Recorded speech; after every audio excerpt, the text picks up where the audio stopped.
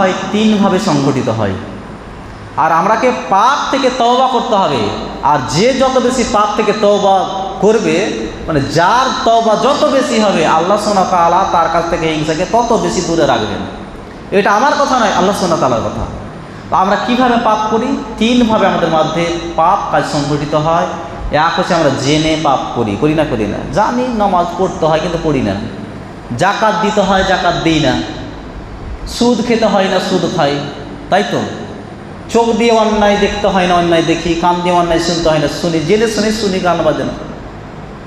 তো জেনে শুনে পাপ করে মানুষ, একটা পাপ করে অজান্তে পাপ করে। চলতে ফিরতে অনেক সময় পাপ হয়ে যায় যেটা আমাদের অজানা। বিভিন্ন রকমের পাপ হয়ে যেতে পারে যে আমার জানাই ছিল না, এই পথে হাঁটলাম, আমার পাপ হয়ে গেল। আর একটা পাপ হয় সমাজের চলতে গিয়ে অনেক সময় বাধ্য হয়ে পাপ করতে হয়।